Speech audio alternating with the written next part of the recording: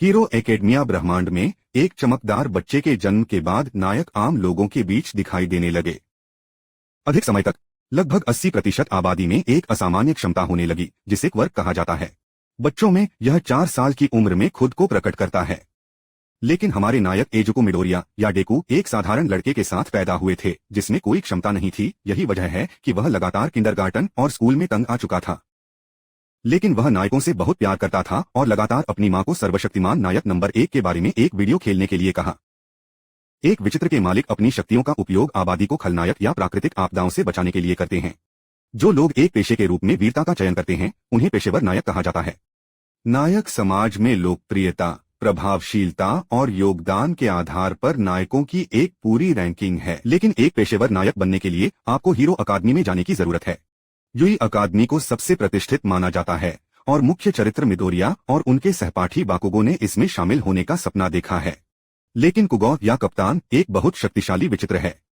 उसकी हथेलियों पर पसीना नाइट्रोग्लिसरीन की तरह है और वह विस्फोट बनाने के लिए इसका उपयोग कर सकता है। देखू ने हमेशा बाकू के दृढ़ संकल्प और विचित्रता की प्रशंसा की है, लेकिन इस तथ्य के कारण कि काचिन के पास कुछ प्रकार के परिसर हैं, वह लगातार मिडोरिया पर अपनी सारी आक्रामकता डालता है और उसे हर संभव तरीके से अपमानित करता है। देखू कायरता से और पूरी तरह से अभद्र है, लेकिन बाकुगो से अपमान का एक दिन वह आखिरकार इसे मिला और वह उस पर हमला करने के लिए घूम गया, लेकिन अचानक उसका मन बदल गया। मिडोरिया पर एक राक्षस द्वारा हमला किया गया था। राक्षस ने लगभग मिडोरिया को चेतना खो दी, लेकिन सभी उसकी सहायता के लिए आ सकते हैं, जो एक झटका के साथ राक्षस को नष्ट कर देता है और इसे पुलिस के पास ले जाने के लिए एक बोतल में डालता है। अपनी मूर्ति को देखकर डेकू कुछ सवाल पूछने वाला था, लेकिन सब कुछ जल्दी में था और उससे दूर उड़ गया। हालांकि मिडोरिया अपने पैर पर पकड़ा गया, जिससे सभी छत पर कहीं रुक सकते थे। डेकू ने तब पूछा कि क्या वह बिना विचित्र के एक पेशेवर नायक बन सकता है, लेकिन उसके पास जवाब सुनने का समय नहीं था क्योंकि सभी भाप से बाहर चले गए और एक कमजोर लड़के में बदल गए। यह पता चला है कि 5 साल पहले वह गंभीर रूप से घायल हो गया था, जिसके कारण उसका पेट और उसके आधे फेफड़े को हटा दिया गया था। लगातार संचालन ने उसे समाप्त कर दिया और अब वह अपने वीर रूप में केवल 3 घंटे में बदल सकता है। लेकिन एक ही समय में किसी को भी उसके रहस्य के बारे में नहीं पता होना चाहिए, क्योंकि दुनिया का सर्वशक्तिमान प्रतीक है जिसके लिए सभी नायक समान हैं। जब वे उस छत पर उड़ रहे थे तो सभी राक्षस की बोतल को गिरा सकते थे, जिससे वह बच गया और बाकुगो के बंधकों को ले जाया जा सकता था। अपने लिए अपने क्वर्क ले रहा था। राक्षस काचिन को मोड़ने वाला था, लेकिन उसने अपनी सभी ताकत के साथ विरोध किया। हालांकि पेशेवर नायक अभी भी उसकी मदद नहीं कर सकते थे क्योंकि वे बाकुगो के नष्ट होने की संभावना के कारण राक्षस पर हमला करने से डरते थे। कोई भी छात्र को बचाने नहीं जा रहा था, यहाँ तक कि सर्वशक्तिमान भी खड़ा था और इसे पक्ष से देखा, और केवल मिटारिया ने अपने शक्तिशाली ब्रीफकेस के साथ राक्षस पर हमला करने का साहस किया, जिसमें अविश्वसनीय रूप से खतरनाक नोटबुक और पेंसिल शामिल थे। लेकिन अज्ञात कारणों से इसने राक्षस को नष्ट नहीं किया। देखो के दृढ़ संकल्प को देखकर सभी अपनी ताकत के अंतिम के साथ अपने वीर रूप में बदल सकते हैं और राक्षस को नष्ट कर सकते हैं। घर के रास्ते में सभी डेकू को पकड़ सकते हैं और खुलासा कर सकते हैं कि उनके पास एक अविश्वसनीय रूप से शक्तिशाली विचित्र है जिसे सभी के लिए एक कहा जाता है, और इसकी एक विशेषता यह है कि इसे अन्य लोगों को स्थानांतरित किया जा सकता है। इस समय सभी माइक एक योग्य उत्तराधिकारी की तलाश कर रहे थे कि वह इस तरह के एक शक्तिशाली विचित्रता को सौंप सकता है। यह देखते हुए कि कैसे डेकू अपने सहपाठी को बचाने के लिए भाग गया, यह महसूस करते हुए कि उसके पास राक्षस को हराने की बहुत कम संभावना है, सभी को एहसास हो सकता है कि यह डेकू था जो अपनी क्षमताओं पर पारित होना चाहिए। लेकिन समस्या यह है कि एक साधारण शरीर ऐसी शक्ति का सामना नहीं कर सकता है, यह बस टुकड़ों में टूट जाएगा। इसलिए वे मिडोरिया को अपने क्वर्क पर पास करने और हीरो अकादमी में प्रवेश करने के लिए तैयार करने के लिए अपना 10 महीने का प्रशिक्षण शुरू करेंगे। सभी की क्षमताओं को प्राप्त करने के लिए डेकू को अपने बाल खाना पड़ा, जिसके बाद वह तुरंत हीरो अकादमी में चयन के लिए भाग गया। यह नहीं समझा कि उसे क्या शक्ति मिली और इसका उपयोग कैसे किया जाए। यूई अकादमी चयन के व्यावहारिक भाग में 10 मिनट की लड़ाई होती है। निर्मित शहर बहुभुज में लोगों को विभिन्न स्तरों के रोबोट के साथ लड़ना होगा। कुल मिलाकर उनमें से 3 हैं। रोबोट के विनाश के लिए अंक प्रदान किए जाते हैं और उनकी संख्या दुश्मन की ताकत पर निर्भर करती है। एक अन्य प्रकार का रोबोट भी है, लेकिन जिसके लिए बिंदुओं से सम्मानित नहीं किया जाता है। छात्रों को सलाह दी गई थी कि वे बस उससे दूर भागें। परीक्षण के दौरान मिडोरिया सिर्फ प्रशिक्षण के मैदान के चारों ओर भाग गया, जो कम से कम किसी को खोजने की कोशिश कर रहा था, लेकिन लगभग सभी रोबोट पहले ही विकसित हो चुके थे। छात्रों के एक समूह को उच्च स्कोर मिला, जबकि डेकू शून्य के साथ भाग गया। समय बाहर चल रहा था और कुछ बिंदु पर सभी ने एक विशाल रोबोट देखा जिसके लिए वे अंक नहीं देते हैं। हर कोई उससे दूर भागने लगा, लेकिन मिडोरिया ने देखा कि कैसे लड़की को मलबे में निचोड़ा गया था, जिसके कारण वह वहां से नहीं बच सकती थी। वह एकमात्र ऐसा व्यक्ति था जिसने उसकी मदद करने का फैसला किया। देखो अविश्वसनीय गति के साथ रोबोट की ओर कूद गया और इसे सिर्फ एक झटका के साथ नष्ट कर दिया। पिछले साल ऐसे लोग थे जिन्होंने इस रोबोट को भी नष्ट कर दिया था, लेकिन कोई भी इसे एक झटका के साथ नहीं कर पाया। यह पता चला कि 10 महीने इस तरह के भार के लिए आपके शरीर को पूरी तरह से तैयार करने के लिए पर्याप्त नहीं है। रोबोट तक कूदते हुए डेकू ने अपने दोनों पैरों को घायल कर दिया और उसे मारते हुए उसकी बाह को घायल कर दिया। वह जमीन पर गिरने लगा, लेकिन उसे उस लड़की द्वारा उड़ाने से बचाया गया जिसे उसने बचाया था, जिसका नाम ओचको उर्राका है। उसकी क्वर्क किसी भी वस्तु को भारोत्तोलक बनाने की क्षमता है। इस क्षमता ने डेकू को डामर पर नहीं गिरने में मदद की। सभी ने उनके कृत्य की प्रशंसा की, विशेष रूप से तेन्या इडा, एक नीरज जो अपने पैरों में इंजन है, उन्हें बहुत तेजी से चलाने की अनुमति देता है।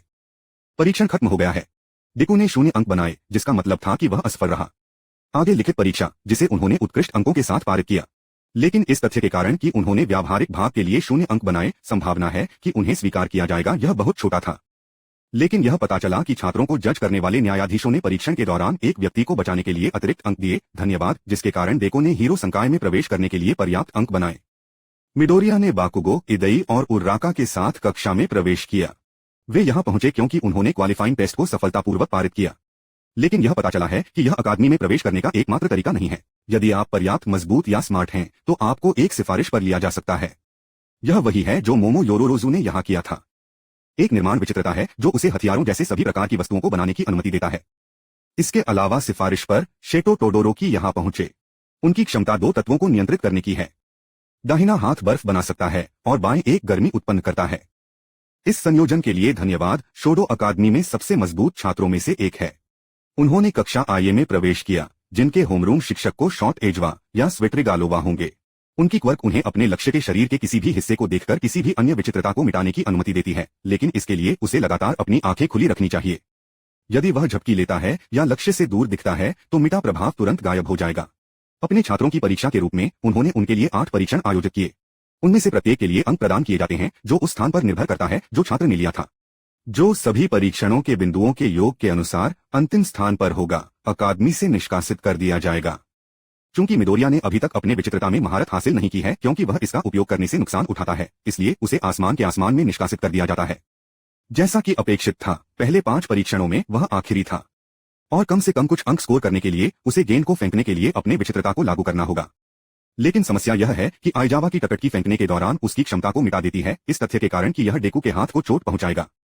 और अगर कोई छात्र अपने हाथ को चोट पहुंचाए बिना एक गेंद नहीं फेंक सकता है, तब वह अकादमी में अध्ययन करने के योग्य नहीं है। इसलिए मिडोरिया को अपनी उंगली से गेंद को धोखा देना और फेंकना पड़ा।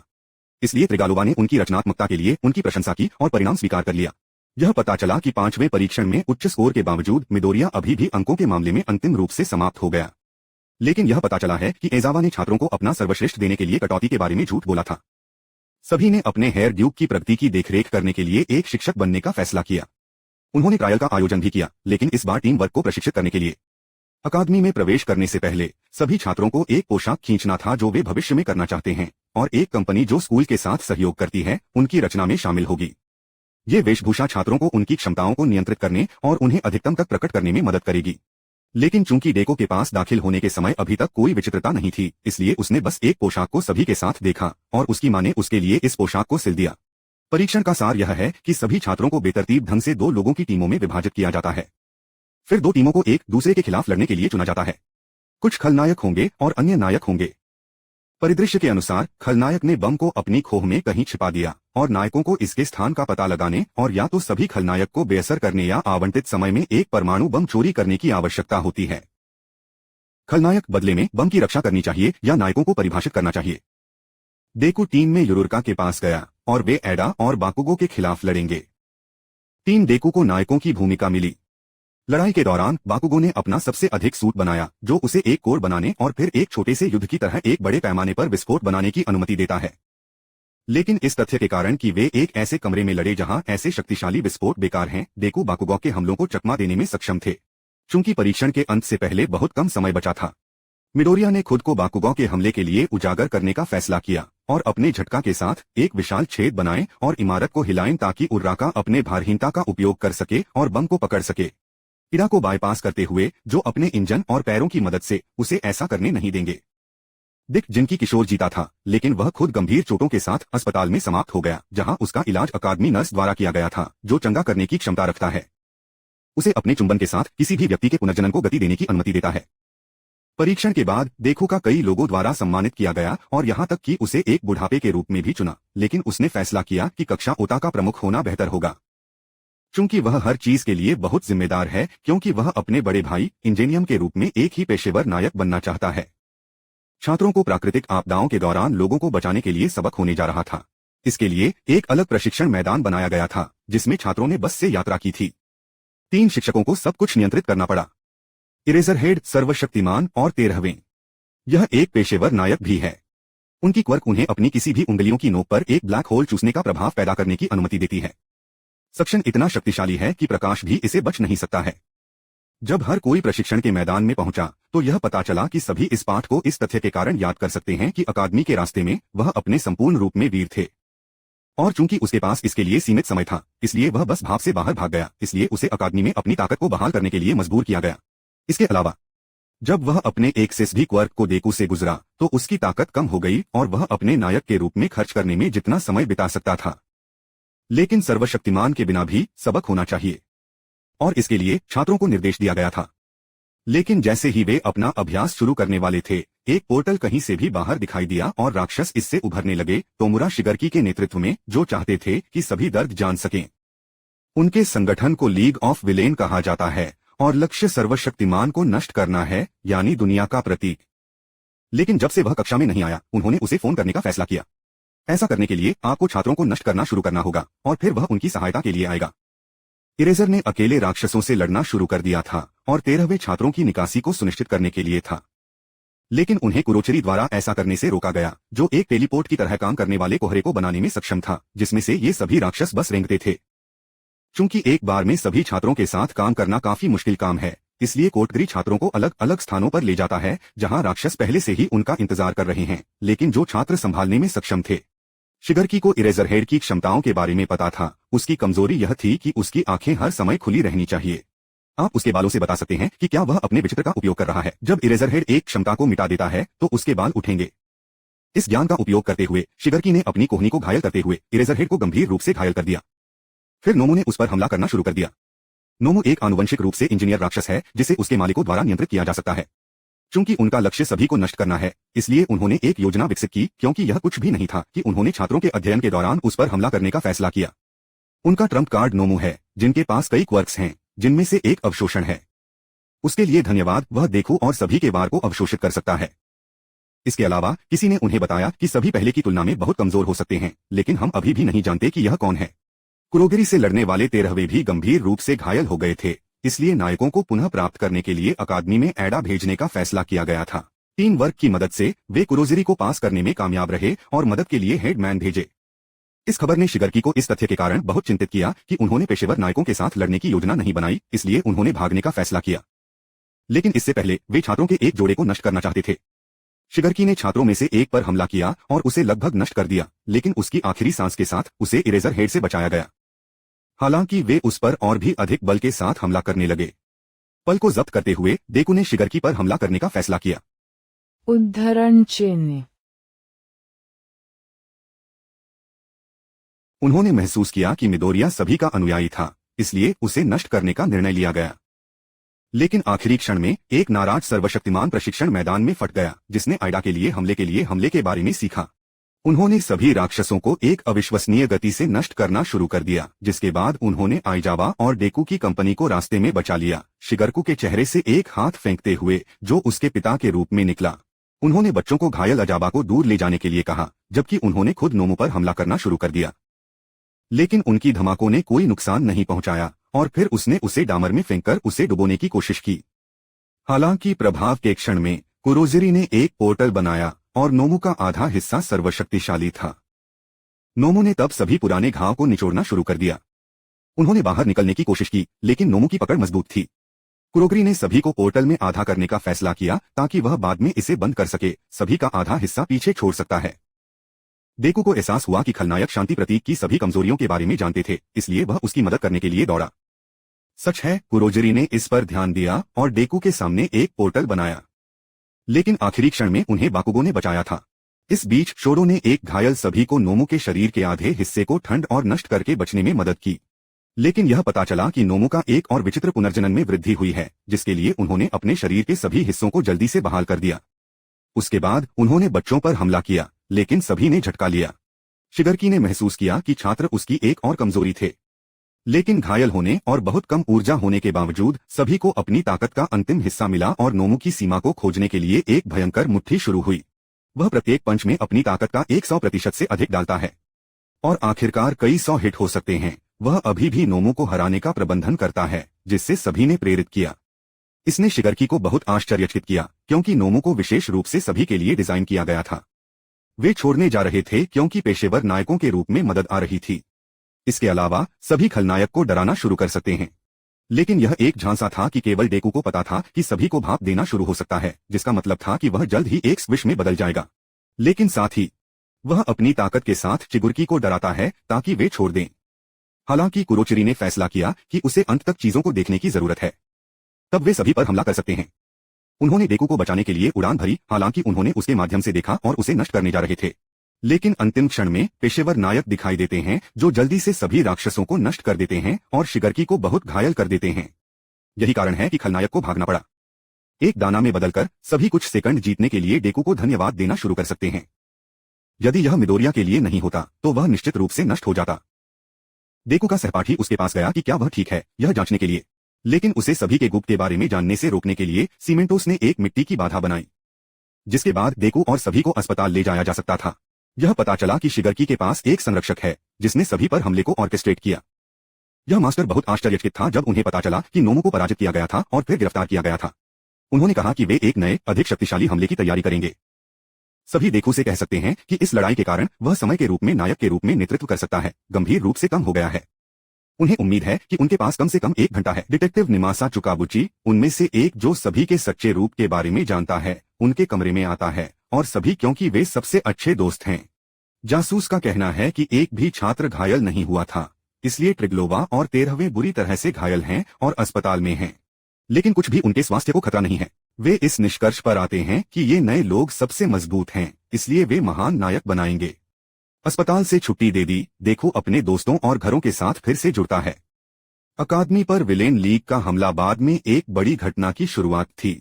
लीग ऑफ विलेन्स ने अकादमी पर हमला करने के अगले दिन समाचार ने बताया कि हमले में 72 खलनायक को पकड़ लिया गया था। सभी के संरक्षक ग्रैंड टॉरियो का उपनाम सभी से एक पत्र मिला। इसमें उन्होंने डेकू के बारे में बताया, जिन्होंने एक आदमी को अपने नंगे हाथों से बचाने की कोशिश की, और यह भी संभव है कि सर्वशक्तिमान अपने छात्र को प्रशिक्षण के लिए अपने गुरु को भेजेगा। डिटेक्टिव नाइमासा चिकाची एक शिक्षक की बैठक में बैठे हुए हैं, जिसमें भागे हुए खलनायक शिगर्की और कुरोजिरी पर चर्चा की गई है। सभी यह मान सकते हैं कि यह सिर्फ खलनायक की लीग की शक्ति का प्रदर्शन था, और हेडमास्टर सोचता है कि कोई ऐसा व्यक्ति है जो सब कुछ नियंत्रित करता है। अगले दिन स्कूल सुबह की बैठक शुरू करता है, जहां आइजावा बैंडेड दिखाता है। उन्होंने घोषणा की कि यूई स्पोर्ट्स फेस्टिवल जल्द ही आ रहा है, और इसलिए सभी सबसे मजबूत नायक इस घटना को देख रहे होंगे, और यह छात्रों के लिए नायक एजेंसियों में से एक में शामिल होने का एक शानदार अवसर है। दोपहर के भोजन के समय डेकू, इडा और युरुरका अपने लक्ष्यों को साझा करते हैं, साथ ही साथ वे हीरो क्यों बनना चाहते हैं। युरुरका पैसे के लिए एक नायक बनना चाहता है, क्योंकि उसका परिवार वर्तमान में वित्तीय परेशानी में है। आयदा अपने बड़े भाई इंजीनियम के रूप में एक ही नायक बनना चाहता है, और डेकू सिर्फ एक नायक बनना चाहता है। ठीक तभी सभी प्रकट हो सकते हैं और तब तक डेकू को भोजन प्रदान करते हैं जब तक कि आयदा और उर्राका को डेकू के लिए सभी के आकर्षण का एहसास नहीं होता। इस बीच डेकू उस समय के बारे में बताता है जब उसने नोमो को अपनी शक्ति के साथ मारा और अपनी बाह को चोट नहीं पहुंचाई। सभी ने डेकू की प्रशंसा की और फिर उसे त्योहार में अपनी सारी ताकत दिखाने के लिए प्रोत्साहित किया, क्योंकि उन्हें पूरी दुनिया को नया दिखाने की जरूरत है। इजुको मिडोरिया। छात्रों की भीड़ कक्षा 1 के आसपास इकट्ठा हो गई है, क्योंकि पार्क में लड़ाई के कारण यह कक्षा लोकप्रिय हो गई है, और इसलिए हर कोई इस कक्षा में छात्रों के बारे में और उनके क्वर्क्स के बारे में अधिक जानकारी प्राप्त करने की कोशिश कर रहा है। त्योहार का दिन आता है। जबकि छात्र त्योहार के शुरू होने का इंतजार कर रहे हैं, टोडोरोकी अचानक डेकू को बताता है कि हालांकि उसने सभी का ध्यान आकर्षित किया है, वह जीत नहीं पाएगा। हालांकि डेकू हार नहीं मानने वाला है और वह सब कुछ डाल देगा जो वह लाइन पर है। वर्तमान माइक त्योहार की शुरुआत की घोषणा करता है और पहले वर्ष के प्रतिभागियों को मंच पर आमंत्रित करता है। हीरो मिडनाइट ने बाकुगो को मंच पर आमंत्रित किया। जो सबसे अच्छा आ चुके हैं, उन्हें एक भाषण देने की जरूरत है। बाकुगोस कसम खाता है कि वह नंबर 1 होगा। मिडनाइट ने पहले चरण की घोषणा की, स्टीपल चेस और नियमों के बारे में बात करते हैं जो वास्तव में मौजूद नहीं हैं। चूंकि बिल्कुल सब कुछ प्रतिभागियों को अनुमति है। शुरुआत के बाद हर कोई एक दूसरे को कुचलना शुरू कर देता है और टोडोरोकी के बाद सभी को जमा देता है और आगे खींचता है, लेकिन कई अनफ्रीज और उसके साथ पकड़ने की कोशिश करते हैं। शुरुआती परीक्षा में जो रोबोट थे वे रास्ते में दिखाई देते हैं। टोडोरोकी अस्थायी रूप से उनमें से एक को जमा देता है ताकि वह गिरता है और बाकी सभी के लिए रास्ता अवरुद्ध कर देता है। बाकुगो और अन्य नायक रोबोट पर उड़ान भरने के लिए अपने क्वर्क्स का उपयोग करते हैं। इस बीच देखो लोहे का एक टुकड़ा पकड़ लेता है और इसे एक ढाल के रूप में उपयोग करता है और योयोरोजू के साथ कई रोबोटों को नष्ट कर देता है। बाकी प्रतिभागी भी अलग अलग तरीकों से गुजरते हैं। रास्ते में दूसरी बाधा घाटी थी जिसके माध्यम से हर किसी को खत्म करने की आवश्यकता थी। आंसू और अद्वितीय क्वर्क्स वाले अन्य सदस्य आसानी से गुजरते हैं। फिर से टोडोरोकी पहली बार निकला। बाकुगो तुरंत उसके बाद दौड़ता है और इस समय डेकू अपनी ढाल के साथ घाटी पर चढ़ता है। तीसरी बाधा खदान थी, जहां खदानें घातक नहीं हैं, लेकिन कुछ समय के लिए प्रतिभागी को अक्षम कर सकते हैं। इस बीच बाकुगो टोडोरोकी को पकड़ लेता है और वे रन पर लड़ना शुरू करते हैं। डेकू ने बाकुगो को खानों के ऊपर उड़ते हुए देखा और कई खानों को गड्ढे में इकट्ठा करने और फिनिश लाइन की ओर धकेलने के लिए ब्लास्ट वेव और उसकी ढाल का उपयोग करने का विचार था। अंत में देखू सभी से आगे निकल जाता है, लेकिन बाकुगो और टोडोरोकी उसके ठीक पीछे भागते हैं। देखू ने अपनी ढाल को जमीन पर पटक दिया और एक और लहर उसे फिर से आगे भेजती है। अंततः देखू पहले फिनिश लाइन पर पहुंच जाता है। पहला चरण खत्म हो गया है। पहला स्थान डेकू द्वारा लिया गया था, दूसरा टोडोरोकी द्वारा, बाकुगो द्वारा तीसरा। नतीजतन 42 प्रतिभागी अगले चरण में गुजरते हैं। इसके बाद आधी रात को द बैटल ऑफ द रथ नामक दूसरे चरण की शुरुआत की घोषणा की। सार सरल है। सभी को 2 से 4 प्रतिभागियों की टीमों में एकजुट होने की जरूरत है। कोई घोड़ा होगा और कोई सवार होगा। प्रत्येक राइडर के पास अपनी टीम के कुल अंक के साथ उसके सिर पर एक बैंड होगा कि उन्होंने पहले चरण के अंत में अर्जित किया है, और अन्य टीमों का कार्य इन बैंडों को प्राप्त करना है। जिसके पास सबसे अधिक अंक हैं वे पहले स्थान पर रहेंगे। पहले चरण के परिणामस्वरूप देखू को 10 मिलियन अंक मिले और जो कोई भी देखू टीम के आर्म बैंड पर कब्जा कर लेता है वह टीम जीत जाएगी। टीम बनाने के लिए सभी को 15 मिनट दिए जाते हैं। सभी ने तुरंत बाकुगो को घेर लिया और उसे अपनी टीम में शामिल होने के लिए कहा, लेकिन बाकुगो ने किरिशिमा में शामिल होने का फैसला किया। इसके विपरीत हर कोई अपने चश्मे के कारण डेकू से भाग जाता है। हालांकि युरुका ने उनकी छाया के साथ माई हत्सु और तोकोयामी के साथ में शामिल हो गए। ट्यूडोरोकी ने एडा, योयोरोजू और कामेनारी को अपनी टीम में ले लिया। बाकुगो ने किरिशिमा, आशिदो और शूरो के साथ मिलकर काम किया। इस तरह 12 टीमों का गठन किया। शुरुआत को कहा जाता है और हर कोई तुरंत डेकू के रथ के लिए लक्ष्य करता है। हालांकि एमआईआई के डिवाइस और उराकी के भारहीनता की मदद से वह दूर ले जाता है और दूर उड़ जाता है, जबकि तोकोयामी अपनी छाया से सभी को बचाता है। डेकू पर 2 टीमों द्वारा हमला किया जाता है, लेकिन वे फिर से उड़ जाते हैं, लेकिन इस बार बाकुगो द्वारा उड़ान में उन पर हमला किया जाता है। सभी को फिर से तोकोयामी द्वारा संरक्षित किया जाता है, जबकि बाकुगो को सारा ने वापस खींच लिया है। यह पता चला कि देखू की योजना केवल सभी हमलों को चकमा देने की थी। प्रारंभिक परिणामों के अनुसार क्लास ए के सभी डेकू को छोड़कर पहले से ही 0 अंक हैं। चूंकि अन्य सभी वर्गों ने कक्षा ए के छात्रों से अंक लेना शुरू कर दिया था, तब बाकुगो ने योजना को बदलने और पहले अन्य कक्षाओं से अंक आउट करने का फैसला किया और फिर डेकू अंक के साथ सौदा किया। बाकुगो ने अपना आपा खो दिया और मोनोमा पर हमला किया। हालांकि मोनोमो आसानी से चकमा देता है। यह पता चला है कि मोनोमो उनके साथ संपर्क में आने के बाद किसी भी अन्य लोगों के क्वर्क्स को कॉपी करने में सक्षम है। फिर बाकुगो फिर से हमला करता है और एक ही बार में 2 पट्टियों को बाहर निकालता है और वे तुरंत शीर्ष 3 में गिर जाते हैं। लेकिन बाकुगो पहले बनना चाहता है और इसलिए मोनोमो टीम से बिल्कुल सभी आर्म बैंड लेने का फैसला करता है। इस बीच टोडोरोकी ने डेकू के साथ पकड़ लिया। उनका लक्ष्य 10 मिलियन अंक प्राप्त करना है, लेकिन वह केवल इतना स्मार्ट नहीं है। हर कोई समानांतर में डेकू के लिए शिकार कर रहा है। टोडोरोकी की टीम सभी को इलेक्ट्रोक्यूट करने के लिए कामेनारी की बिजली का उपयोग करती है और फिर उन्हें जमीन पर फ्रीज कर देती है। टोडोरोकी की टीम फिर से डेकू के रथ पर हमला करती है, लेकिन डेकू अपने बाईं ओर चिपक जाता है और चकमा देता है। हालांकि एडा टर्बोजेट को बढ़ावा देने के लिए कदम रखता है और ब्रेकनेक गति से उनका रथ डेकू की ओर उड़ता है और टोडोरोकी हेडबैंड को 10 मिलियन के साथ छीन लेता है। टीम डेकू ने अपनी बात वापस पाने का फैसला किया। तब डेकू अपनी शक्ति और हवा के दबाव का उपयोग करता है, टोडोरोकी की बाह को पीछे धकेलता है और उसकी गर्दन से शीर्ष रिबन पकड़ता है। हालांकि वह बहिष्कृत था और 70 बिंदु टेप को पकड़ लिया। केवल कुछ सेकंड बचे हैं। देखू और बाकुगो एक साथ बैंडेज के लिए टोडोरोकी के रथ की ओर उड़ान भरते हैं। टोकोयामी तोदोरोकी तक पहुंचने का प्रबंधन करता है, लेकिन वह झटका और समय निकालता है। दूसरे चरण के परिणामों के अनुसार पहला स्थान टोडोरोकी टीम द्वारा लिया गया था, दूसरा स्थान बाकुजी टीम द्वारा लिया गया था, तीसरा स्थान शिनो हिटोशी टीम द्वारा लिया गया था और चौथा स्थान डीईकेयू टीम द्वारा लिया गया था, क्योंकि आखिरी क्षण में टोकोयामी अपनी छाया की मदद से एक और बड़ी पट्टी को बाहर निकालने में कामयाब रहा। दोपहर के भोजन के दौरान टोडोरोकी ने डेकू को बात करने के लिए बुलाया, जहां उन्होंने कहा कि डेकू की शक्ति और सभी की शक्ति बहुत समान है, इसलिए टोडोरोकी ने मान लिया कि डेकू सभी के नाजायज बेटे थे। डेकू ने स्वाभाविक रूप से सब कुछ से इनकार कर दिया, लेकिन टोडोरोकी अभी भी समझता है कि डेकू और सभी का कुछ प्रकार का छिपा हुआ संबंध हो सकता है। तब टोडोरोकी अपनी आत्मा को बाहर निकालना शुरू कर देता है और अपने कठिन बचपन के बारे में बात करता है। यह पता चला है कि उसने कभी भी आग के बाईं ओर का इस्तेमाल नहीं किया क्योंकि उसके पिता के साथ बहुत बुरा संबंध है। जैसे कि टोडोरोकी छोड़ना शुरू हो जाता है, डेकू उसे बताता है कि उसका लक्ष्य उतना ही मजबूत बनना है जितना कि सभी हो सकते हैं, इसलिए वह निश्चित रूप से त्योहार जीतेंगे। उसी समय सभी एंडेवर टोडोरोकी के पिता से मिल सकते हैं और उसके बाद रैंकिंग में दूसरे स्थान पर थे। सभी ने आश्चर्यचकित किया कि उसने अपने बेटे को इस तरह कैसे प्रशिक्षित किया, लेकिन प्रॉस्पेक्टर अपने शपथ प्रतिद्वंद्वी से बात नहीं करना चाहता था। अंतिम झगड़े की शुरुआत की घोषणा की, जहां 16 प्रतिभागी भाग लेते हैं। वे एक पर एक प्रारूप में लड़ेंगे और विरोधियों को बहुत से निर्धारित किया जाएगा। दोनों सदस्य भाग लेने से इनकार करते हैं क्योंकि वे शिंसो की भागीदारी को बेईमान मानते हैं, क्योंकि वह दूसरे के दिमाग को नियंत्रित कर सकता है।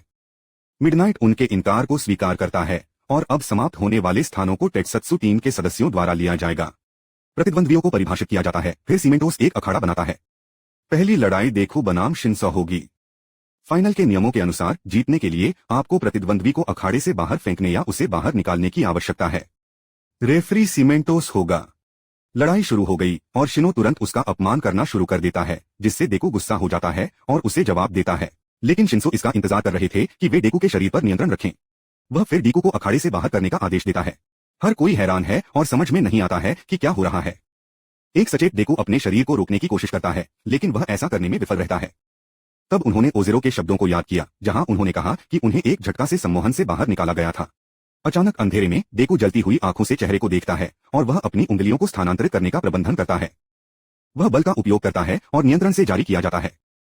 डेकू को समझ नहीं आया कि क्या हुआ था, लेकिन उसने अपनी उंगलियों को नहीं हिलाया।